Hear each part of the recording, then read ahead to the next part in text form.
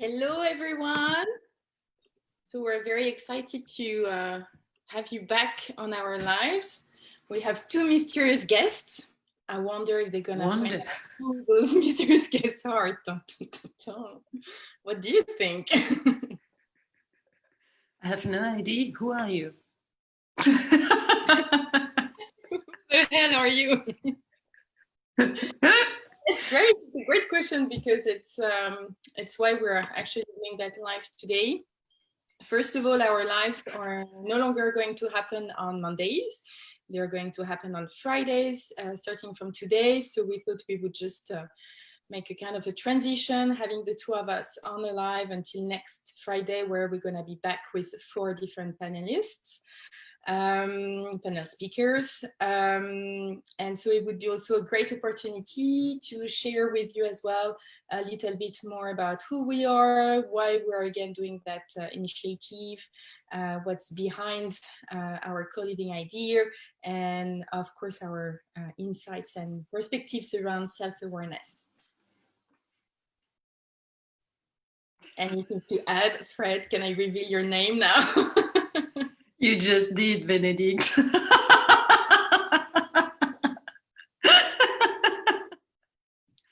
Yeah, I think you said everything. Hi, everybody. Super happy to be here and having fun. As you see that we say that it's not so serious. It's not so serious. That this is very serious. Come on.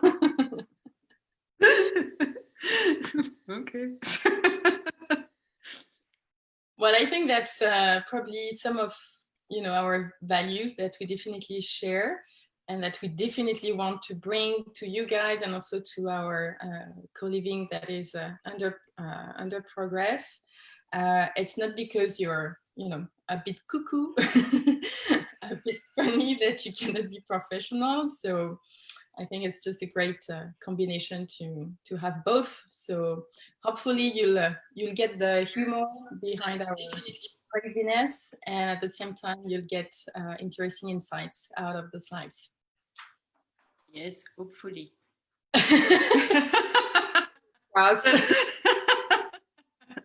I hope that you will not just see us as two crazy girls, but that being said, there is like a good thing of seeing us as two crazy girls.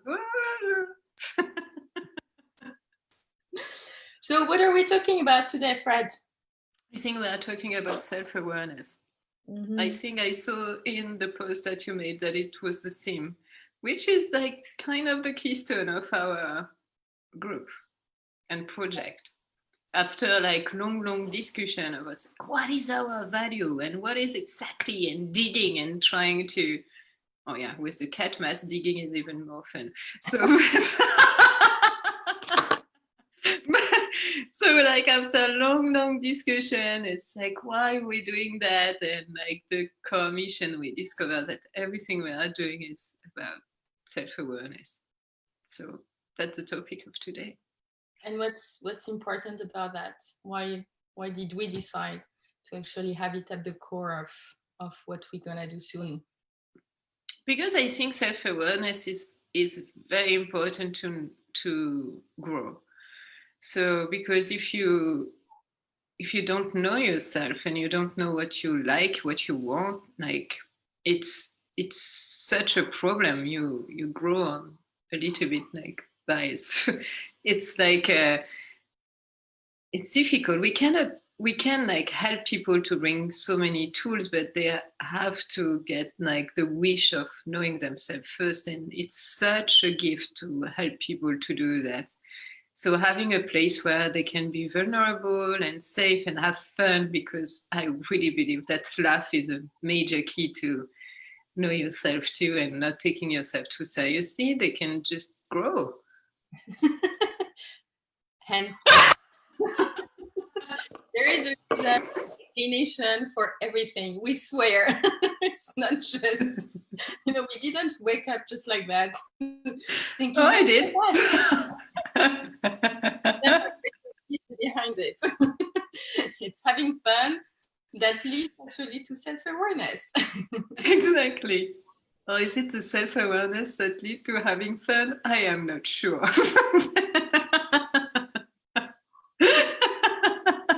Or it's maybe more about just being ourselves.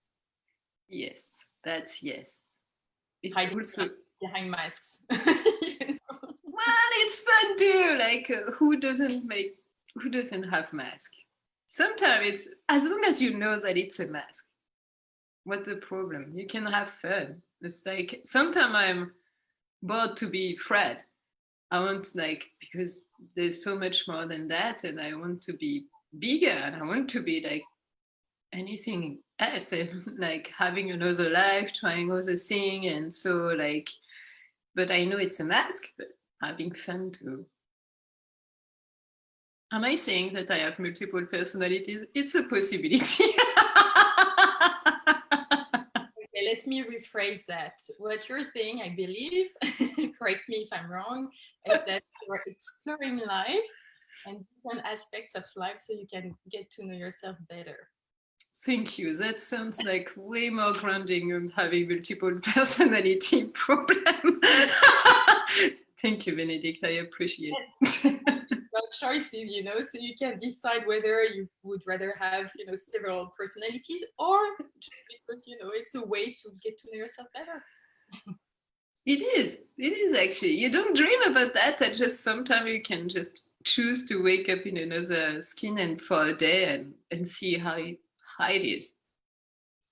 Yeah, just like out of curiosity, yeah, just to get different sensations in my body, in my heart, just to see, Yes.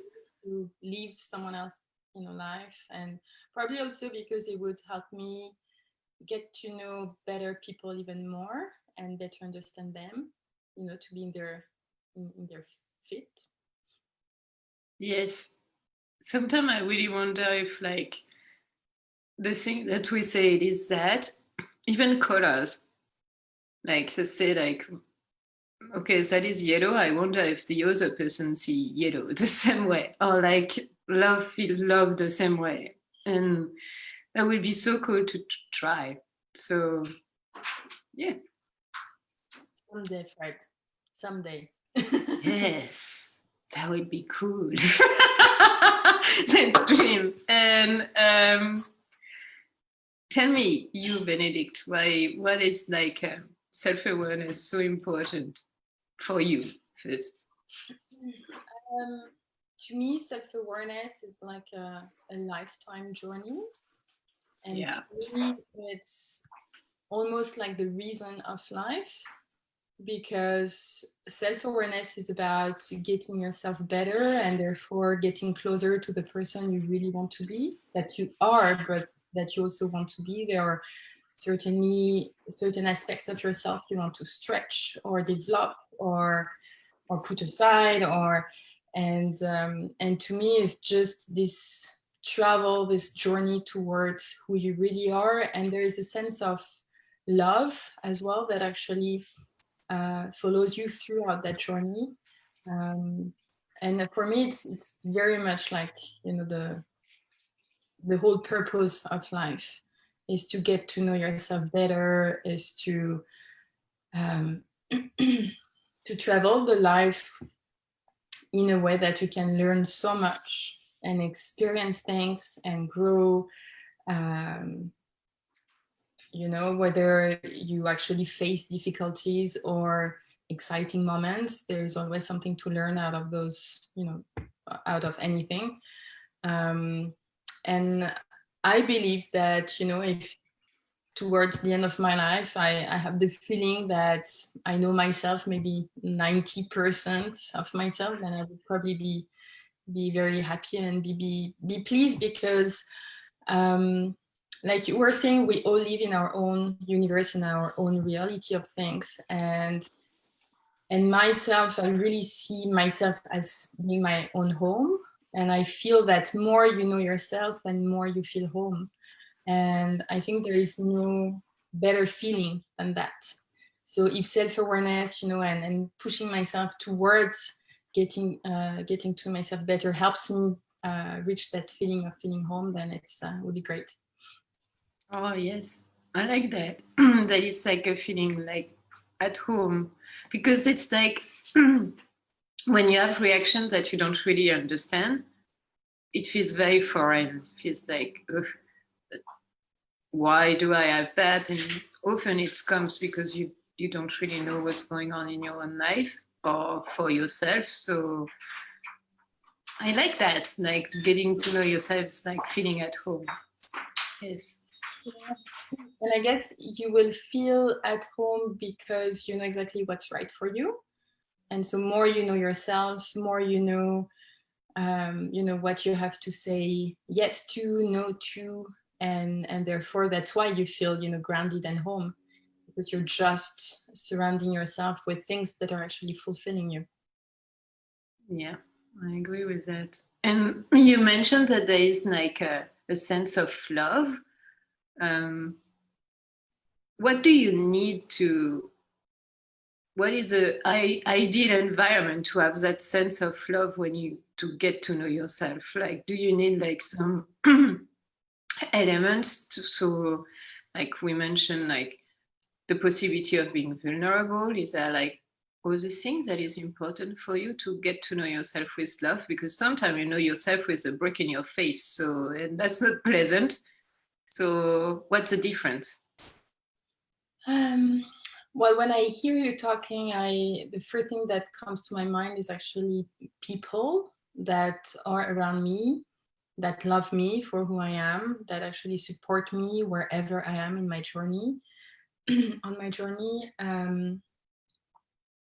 I feel it is so important to be surrounded by the right people, um, because Yes. it builds trust towards yourself and within yourself. It's, you know, it's just a great support.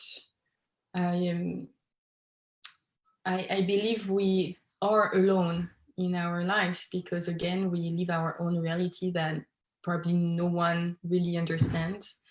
Even though you can a little bit understand what someone is experiencing, you will never understand 100% because you're not in their shoes. Um, and so I think it's just a nice, and it's just a nice thought to know that you have those people you can count on if you need something, although you live your life, you know, alone. And I really see the difference as well, that when you are surrounded by the right people, how much more you can do. um, it's like this sensation of having those people pushing you towards the right direction instead of, you know, draining your energy, or you know, making sure that you're actually either staying where you are or actually um, moving you backwards. So for me, it's a great support to make sure that you have someone who's gonna push yourself, because sometimes it's just scary as well to get to know yourself. And having the right people around you will remind you that it's not that scary and that you can do it. And you learn definitely from yourself, but you learn a lot from others as well. Um, Yes. so I really appreciate as well the mirror effect you can have with some people, whether it's, you know, triggering satisfying or unsatisfying emotion. There is always something that actually goes, you know, switching something into yourself, and probably something to notice, to observe. And I think for all of that to be able to happen, you need love and acceptance, and just to take things and people the way they are. You know, it's a learning process, and that's it. And if I actually learn with love and empathy and compassion, the journey is going to be much easier than if I was actually nurturing negative emotions while learning about myself. So yeah, and you were talking about vulnerability as well, and I think you need to be very humble and true to yourself, whatever you learn. Like you said, sometimes it's ugly, sometimes Yes. a little more pretty, but it's the way it is. And yeah, and being vulnerable actually helps to get there. Yeah, I think so. Being authentic too. Sometimes we so wish we were like a bit different. It's you discover like, oh, I don't know, for example, that you wish that you will like being never jealous, and you discover, no, actually that is jealousy. And even if it's like a total human feeling, like, no, you identify yourself to be that part because at some point you you decided that you wanted to take that identity of like maybe a strong woman, or never feel like strong emotion like jealousy, and one day it arrive and it's like, damn it, and you refuse it, and that resistance to refuse it creates lots of trouble actually. So yeah, I agree, authenticity is very important. And I like what you say about having people surrounding yourself to very positive and not toxic. And you learn so much by a friend because they can see you also. It's not just like another person who live what you're living, but like you can see you, so they see you at a little bit of a distance, but with love. And so they can tell you like, oh, like something happened and it was different than usual. And you cannot really see that in yourself sometimes. So it's, their reality is very important to grow. That's why we need loving friends so much. And when there is like toxicity around you and they just like tell you what they see, but it's not based of a loving gesture, that's create like imbalance too. So even if I am a big adept of saying the truth coming from within, so when you want to take a decision, you need to check with yourself, it comes from inside. Having loving friends give you lots of tips too to decide by yourself. I think it's a big important aspect of self-awareness. I think that allows you to actually access different layers of your and that's why self-awareness is a journey, because I'm very often surprised by people, you know, who are in their 30s and 40s who would say, I know myself, I know who I am, and they don't question themselves again anymore. And I understand that they may have a certain level of understanding about themselves, but again, I think everyone can actually go much deeper, and that there are so many layers we can actually have access to if we make the work and if we practice self-awareness. And the precision in that understanding is probably what really makes the difference. Yes. Also, it's alive, so it changes all the time too. There's things that change. I'm very different than what I used to be, like when I was 20 years old yesterday. So I was like, but I was very different because I have like so many different experiences that impacted me, or like, so we change all the time. Self-awareness is also something flowing and it's not fixed. So somebody who's telling me, oh, I know myself, there is something a bit foolish sometimes, like to think that it's totally sure and fixed and, you know, engraved in marble. Like it, no, it changed. It really changed. It's flowing, and that's the beauty of it. So that's why it's a constant, you as a constant student of self-awareness all your life. When you're going to be dead, yes, yeah, there's nothing more to learn, but like before that, until the very end, you will learn, I think. Yeah. So I like to see that I'm a forever student for life, and like having curiosity and continue to want to know more. And I think self-awareness is a part of that.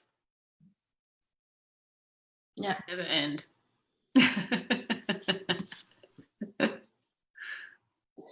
And I'm just curious now because I'm just curious about what happened to you throughout that self-awareness journey. Like, what's your background? What made you become, you know, a Reiki practitioner, meditation teacher? What if you Well,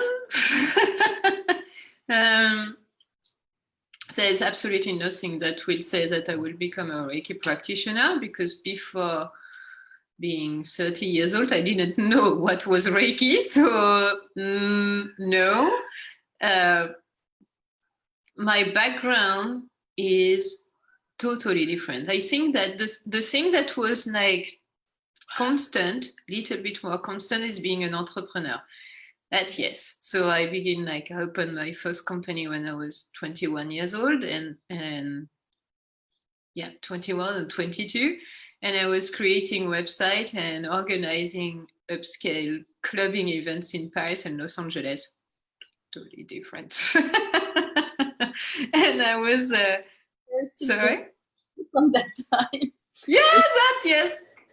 Yes, actually, we had like masqué, but bal masqué, but like in Venice style, and yes, so it was totally different. But I had like a pull in my heart for meditation and for Eastern philosophy. So I really love philosophy as a young adult and even as a kid. So I was already like my poor mother asking questions like at very young age about the infinity of space, or like it will freak me out. I would just or like the nature. I was a very contemplative kid and looking at everything, and which, by the way, I think that we have something in common with like making snails and having little competition with snails. I thought it was very cute.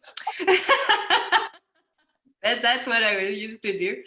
And so I wanted to find the right meditation. So I began to have, so I was also a nomad, and not, yes, a nomad. I was a big traveler, and I wanted to travel in Asia the first time at 20 something. And I was in Thailand, and I said, I want to become an entrepreneur because I want to work anywhere in the world. I always knew I wanted to travel. So that was something super important for me. And that's why I construct my first company. And after I moved to Thailand for a few times, and I did a real estate software, and it was very good. So I was like in my hammock in Koh Samui on the tropical island working, and it was awesome. I loved it. And after I moved to Vancouver too. But it was like during that part of my life, I wanted to find the meditation that was for me. And finding the meditation that is for you, actually, it took me a long, long time. And nothing really stick. And I will continue to read like books of Eastern philosophy. Even as a kid, I was very into that. Mm-hmm. And until a moment where in Vancouver, everything collapsed in my life. Like my relationship, like my work, nothing works. And IT was not calling me that much. But I went back to Thailand for a couple of years, and I found a wonderful person that arrived in my life. It's not me. I didn't look for him. He arrived. But that was funny because before arriving to Bangkok, and I was really in lots of trouble, like very stormy weather in my life. And I say, I want to find a master. Ironic, because there's no master. But in a sense that I read so many things, and I wanted somebody to unlock something for me. I wanted somebody to explain things that my eyes couldn't understand, and my brain either, even my heart. So I wanted a buddy to explain that to me, but that's what they call a master in Eastern philosophy. And he arrived, and he was my Reiki teacher. He arrived through martial arts. Funny story was, I was on a cab in Vancouver, and the driver just turned around and said, you need to go with martial arts. Didn't say, hi, how are you doing? It's like, you need like nothing. It just turned. It was like, you need to see martial arts. And I was like, okay. And I met my Reiki teacher in a dojo of Aikido, and he was a martial arts specialist. So I had a very martial art way of learning Reiki. And that's with him that I developed the meditation based on martial art. He's the co-founder of Senzia. So that's how it came to me. And what is it that you had to be aware of to be able to open yourself to those new perspectives and opportunities? That I needed time on my own, honestly. Nothing of that gift, of that gem. I spent 2 years to really, really, really work on myself on my own. And it was fantastic. It's such a gift because I would see him 3 to 4 times a week, and it was very holistic because he is also a physical trainer. So I will train for Muay Thai and mix of Muay Thai and Aikido, like 2 or 3 times a week, and we'll like talk about Reiki, having massages at the end because he's an osteopath too. And so it was a very holistic way, the way that I learned. And I learned like that I can be flexible. And I thought that I was like an oak. That was my nickname as a kid because I was not flexible at all. So imagine a big tree, but actually, yes. So I learned that I am strong in my body. I learned that I'm flexible in my body. I learned that I was very sensitive to energy. I learned that I can listen to other people, but kind of already knew that, but I knew that in another way. And I rediscover like really sensation, physical sensation, emotion that was not biased by other people in my life. I was like really alone. And it was like the perfect gift because I need those time where with anybody else around me. And I didn't know that. I was like kind of shy. So well, I thought that I was shy, but actually I'm not that shy. I just need time on my own to recharge. And even if I love people, but I still need those time like deeply. And for self-awareness are really important for me.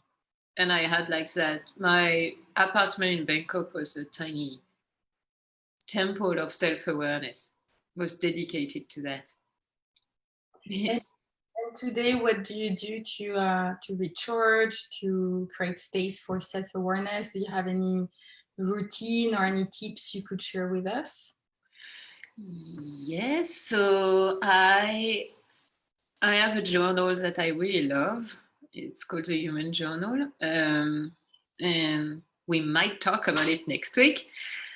So I will not talk too much about it, but it's very nice because I have a lot of things to do. So like anybody else, but I like it because it's on one page and you check with yourself, like your breathing, like your sleep, gratitude, and it's all in one page. So that's something that I really like.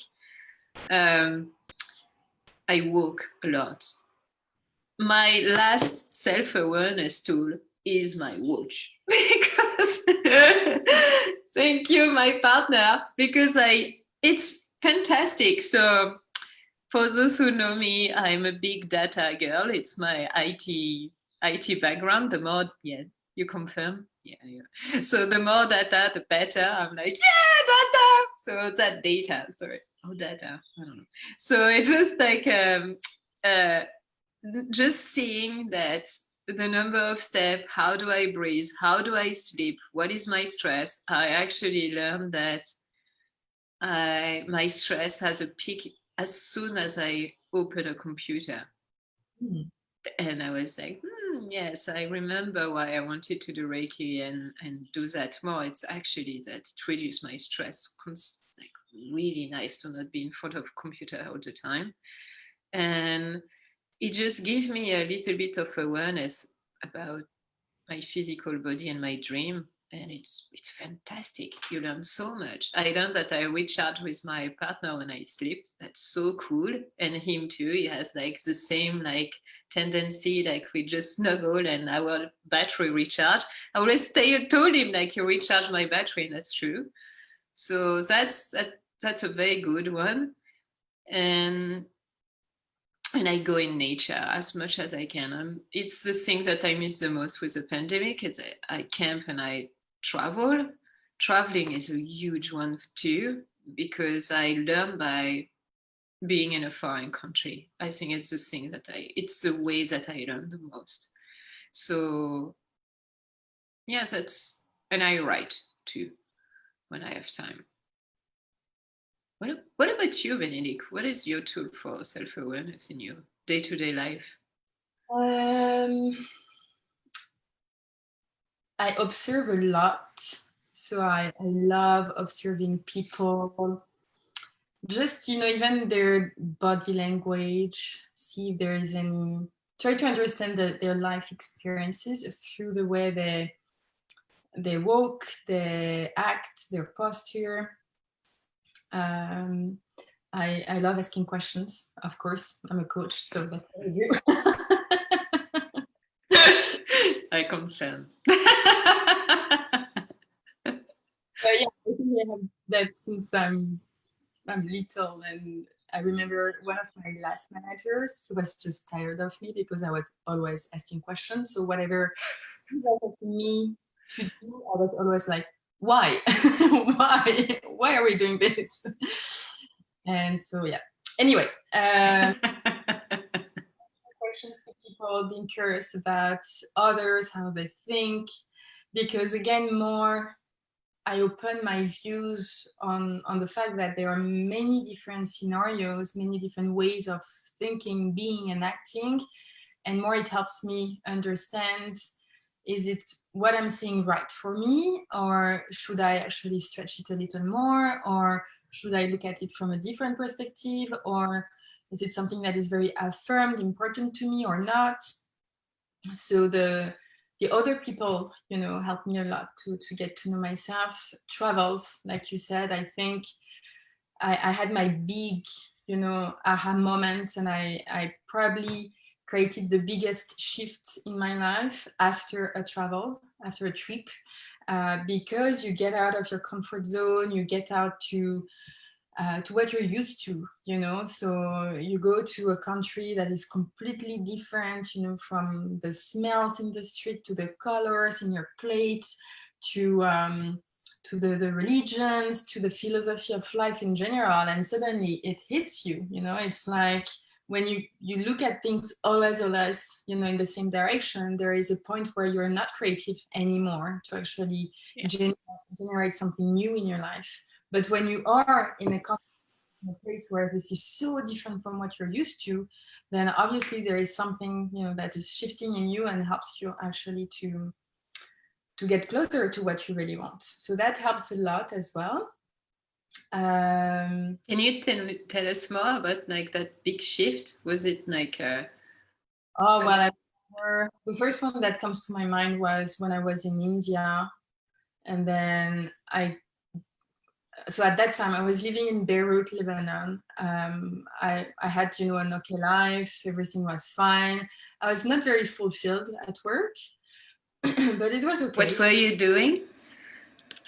Director of marketing and communication in an architecture studio that was specializing in designing and producing lighting concepts. And I loved the company, and I loved living in Beirut and everything, but I don't know, something apparently was not right at that time. And being in India, it was so different, obviously, from Lebanon, from France, where I'm from all the different countries where I've been before. When I got back to Lebanon, like 2 days later, I actually resigned. I didn't know what I wanted to do. I just knew there was something that's not working for me anymore. So I just came back, gave my resignation letter, and then tried to figure out what I wanted to do. And when I had to stay 3 more months with them, that was my notice period. That also gave me the time, to transition a little bit between India, 2 days back to Lebanon, resignation. Oh, by the way, Yeah, and it's after that that actually I did my career change, that I became a coach, I moved from Lebanon, I became an entrepreneur, I became a nomad. So that was really a time in my life that was very, very important, because it was really like the trigger that allowed me to be where I am today. Oh, And wow. it's just the simple things, but I just remember being in a pool with my friends and we were having fun, and it's like something hit me. I was like, no, it's not working. I'm gonna give my resignation when I get back to Lebanon.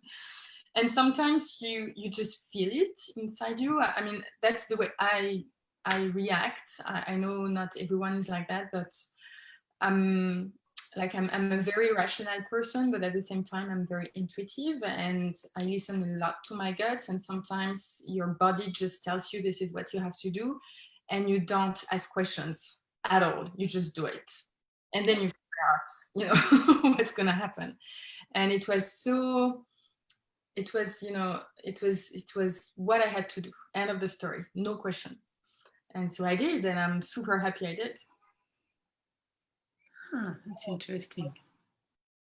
And one thing that I love doing and that I do every year is actually towards the end of the year to move from one year to the other one. So, around, I don't know, December 25th up to 1st of January, I would actually, like you, go into the nature, maybe rent a chalet and just be by myself for a couple of days. And I reflect a lot on what has happened during that year. What did I learn? What were the highlights of my year?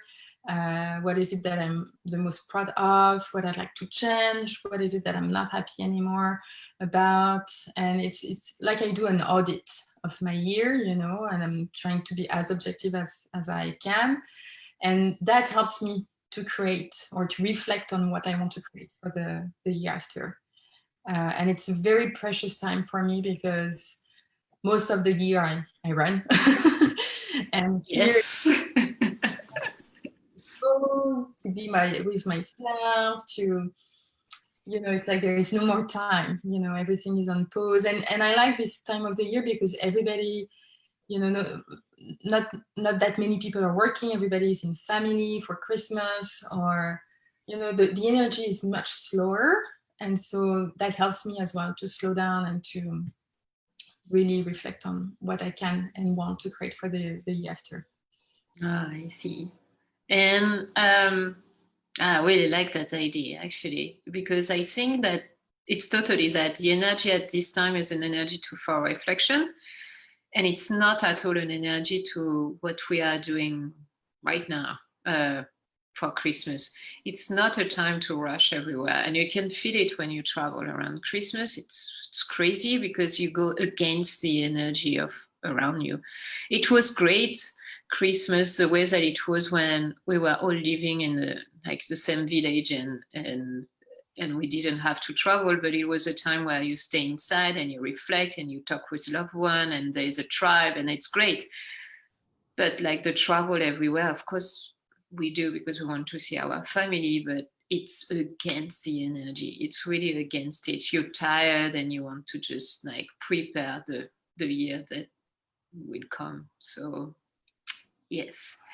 And what about like self-awareness in your job? I guess like as a career coach, it's like a huge part. And like when somebody is coming and just like doesn't really, they don't know what they want, they don't know what they need, they don't know anything, and they're a little bit scared, and they feel, I guess, that there is like a wish or something that is not working, and that they want something different. So what do you do when somebody doesn't know at all what to do and what they want? Most of the time it's because they don't know themselves well enough, that they don't know. If they knew much more who they are, what they need, what their interests are, what they need to be fulfilled, then it would be much easier for them to identify the right career, the right company, the right industry. And so the first thing we do when I work with a client is actually to spend a lot of time on self-awareness. And Makes sense. and it's funny because, you know, clients would come to me and they're like, I want to change. I don't like what I'm doing anymore, but I don't know what to do next. How can you support me, in that? And I'm like, well, first of all, we're gonna work on actually exploring who you are. And it's interesting because most people don't expect that. They are surprised to hear, "Oh, so what do you mean we're gonna like talk and reflect and introspect?" And most people are so much more into action than, suddenly, no, actually, we're gonna make a pause and really talk about who you are next to you. And there are some people again who would be like, no, I already know who I am, so I don't need your services. And it's okay. And others were like, now that you're saying it, maybe I need to work a little bit more on myself and really figure out, who I am. And of course, everybody knows, who they are.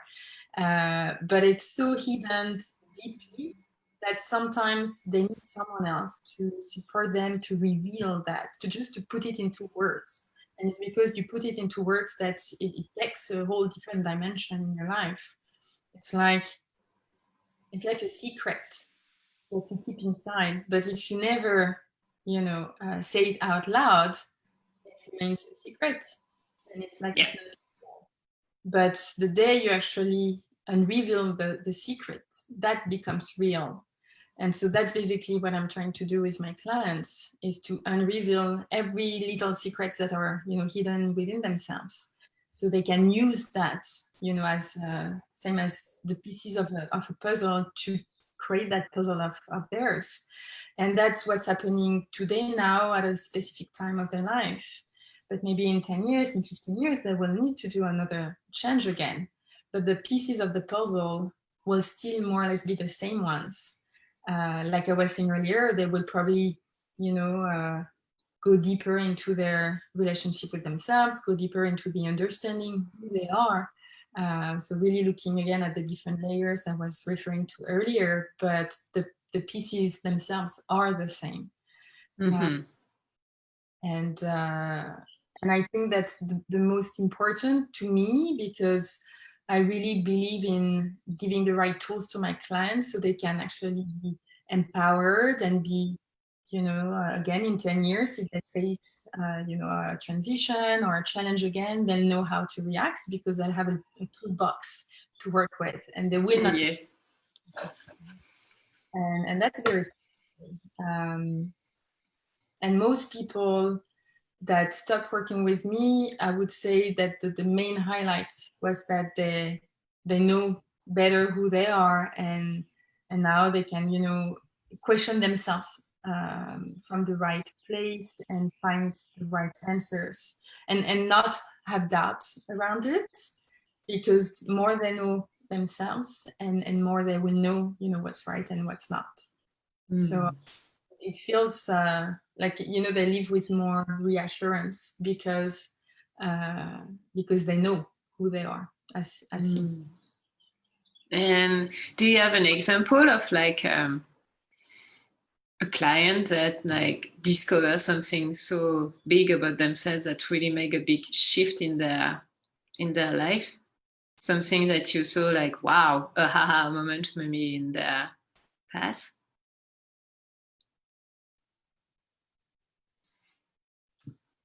I'm silent because I'm thinking. I'm still there. I think we got that. It's like it's the right light right now, because earlier it was like saying that you had a sleeping mask. So of course, if you were like thinking in the same time I'm frozen, you're like, Bene, Bene. Bene, t'es là? Oh no. Another mask if you want. Wait for me. I'm waiting for you. Come back. I feel alone. There's an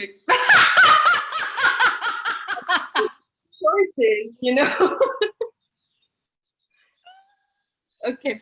So what was your question, Fred? I wanted to know if there's like a moment that you remember, like of a customer who just like, haha, I didn't know that about myself, and so big. I don't know if I really have to look at my clients, all of them, as a whole. Yes, sometimes they have haha moments, but it's again, making the finger on things they already know, but it's like sometimes they didn't allow themselves to see that, and also because they were born like that. To them, it's, well, everybody else is like that, because again, they live their own reality. Yes. So they're like, Yes. well, that it's easy for me, so it must be easy for others as well. And actually not at all. And that's also what makes everyone be unique. It's when you really put the fingers on special skills that seem natural to you but are not to others. And it's not because it's simple to you that actually you shouldn't capitalize on those skills. So I would say it's more reconfirming, and affirming things that they thought were true about them, but maybe one day they just very quickly thought about it, but it didn't land well enough for them to use it or to take action on it or to see that's definitely something that makes them unique. So I would say it's more about that. And again, when I work with my clients, we look at all their different aspects. It's their personality, competencies, interests, motivations, also the work environment in which they would be the most satisfied and therefore the most performing.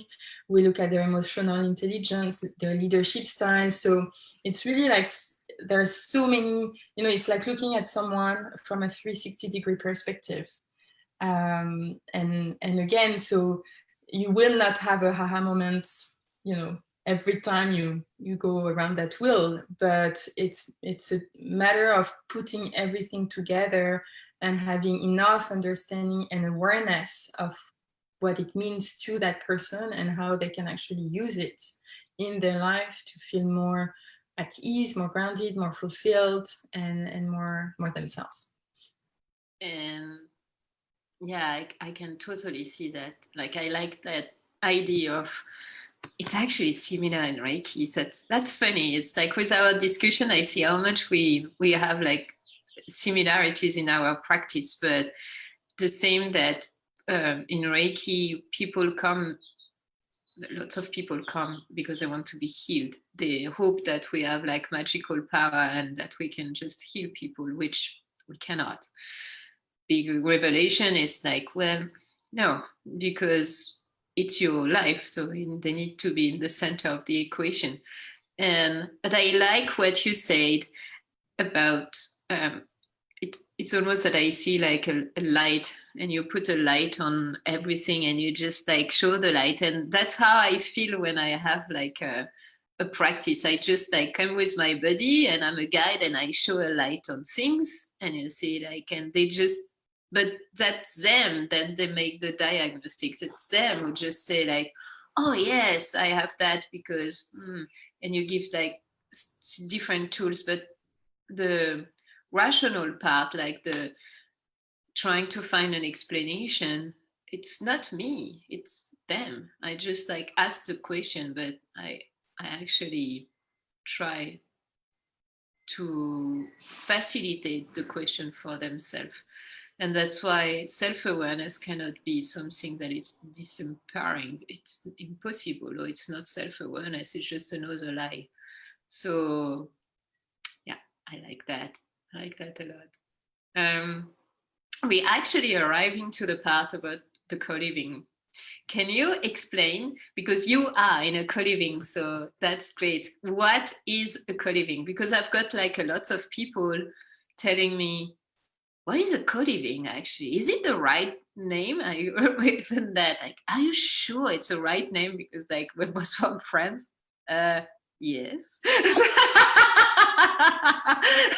I am pretty sure it's the right name. So I think that there's actually people, because in the wellness in the past, it's like it was that they think that it's a commune. So I'm like, no, it's not a commune. So can you explain what is a co-living? Yeah, it's I get the same issues when I talk about it. Yes. You mean a co-working? No, I mean a co-living. Oh, so you mean you live with, you're just renting a place with other people? No, it's not that.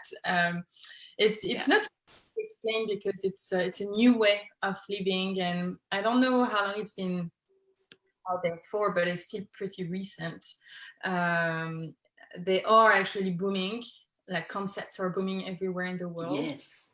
Yes.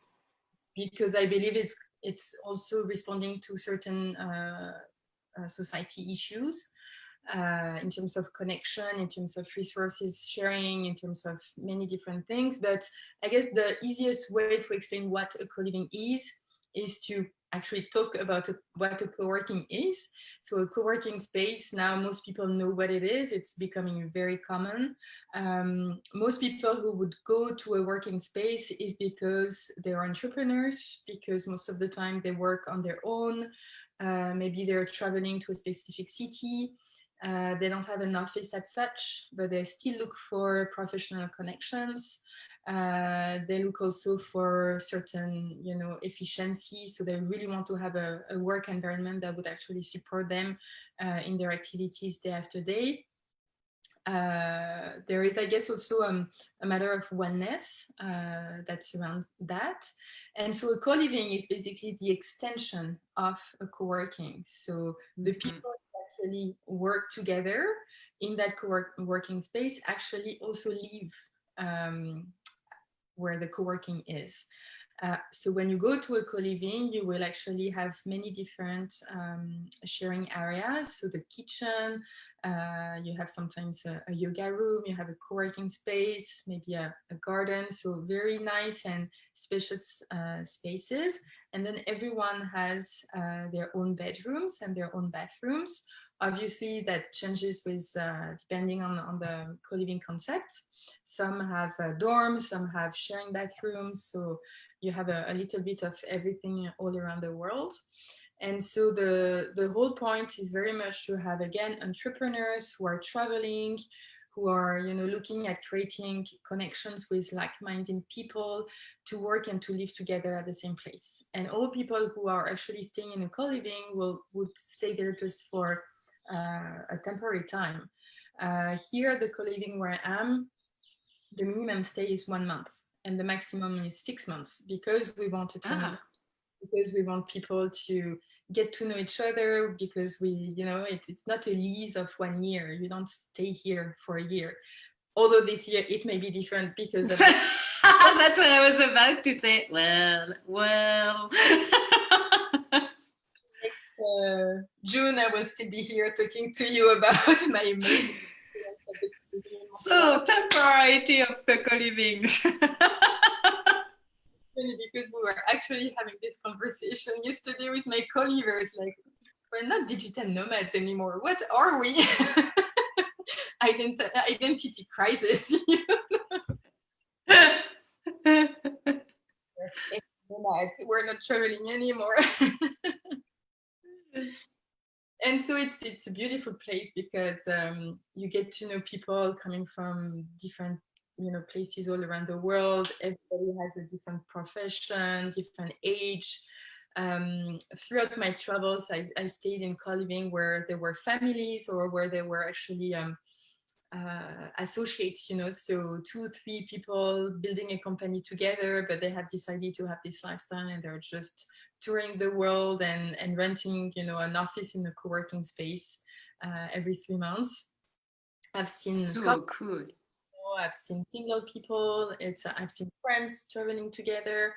It's just a different lifestyle, and co-living. So for those people, it's it's not easy to have to travel every month, every 3 months to a new place. You need to find an apartment. You need to find your social tribe. You need to find eventually professional synergies. You need to find, you need to settle down even for internet, your phone, everything. But a co-living would actually provide you everything of that. So you basically just come with your 2 suitcases and you're ready to work, you're ready to meet amazing people, you're ready to to socialize. And the beautiful thing is that the digital nomads is still like a small community, so you create really deep connections and you tend to see them again among your other travels. There's always someone you've met somewhere in a co-living that you would eventually meet in your next destination or in your next co-living stay. So that's about it for defining what it is. And Fred and I actually are working on a co-living. So same concept, but the only difference is that we want a place for wellness practitioners. So we are actually branding and developing services and a co-living space that would actually fit with wellness professional needs. We're just very excited about it. It's important for us to build that community, and that's why we're doing it online now until we will be able to travel again. We will be able to create that physical space where I would love to welcome you all and hopefully create even deeper synergies. And yes, go ahead. And I have to say, being in a co-living definitely helps with self-awareness, because again, I've met people I would have never met otherwise. So different people. And it's funny because I guess we share the same kind of values. So we are we're very well connected, but we're so different at the same time. And living, and I've learned so much as well to let go on things, to be much more minimalistic, to material stuff is not important, experiences are more important, connections with others is more important to me. And so it's funny as well to see how I grew from the time I became fully location independent until today. And being part of that co-living definitely helped me as well with learning more about myself. Thank you. And just for the last question, why was it important? Why did you decide? Well, we did, but to go into the wellness. Why wellness? Why specialize in wellness for the co-living? Well, I'm a big dreamer, and I know you are too, Fred. Me? Yes. Dreamer, very positive, and I think I have this belief and this dream that wellness professionals will help our world to be a better world, and you are all already doing that. But being hit by the coronavirus, I feel, that people are going to need to be supported from different perspectives, and will probably be even more open to being supported by wellness professionals than by the more traditional ways of supporting people, whether it's through Occidental medicine or psychology, and I think to us what's important is to actually open the doors and to show the world that there are so many different alternatives, so many different practices, approaches, wherever you are in your life. But there is one practice that would actually resonate with you more than any other ones. And for me, it's like building a tribe of amazing people who are all, because of their job, I know they're all in love with people. They all have a very open heart. They all are benevolent, empathetic. And I think we need more of that in our world. And Fred and I, we want, to be the initiators, or whatever we can do around that. But if we can just plant a seed and have a tribe of all those people who also spread their love, spread their expertise to actually support the world better, and if someone else can plant another seed, then it's just gonna grow much faster, and that's our vision, I guess, and that's why wellness was important for me to also give support to those wellness professionals to do what they do best. And again, being a digital nomad, an entrepreneur, a wellness practitioner, most of the time we are pretty lonely because we work on our own or we live on our own. And having a tribe that can support you, challenge you, inspire you. Speak the same language. Yes. So that's the idea behind that. Thank you, Bénédicte. I think the time is okay. I don't know how we say done.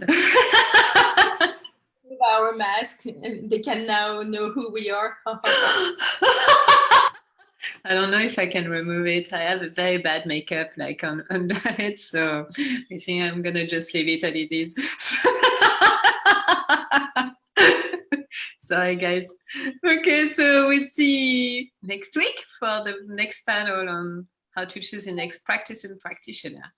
Exactly. Next Friday would be really interesting for both. Yes. For you guys who are looking to coach a practitioner, but you don't know what practice would work for you, and also for the wellness professionals to explain to us how they keep growing and developing their own practice. So it really yes, really responds to everyone. So see you next Friday. See you, Vinay. Bye, everyone. Have a great weekend. Bye. Bye.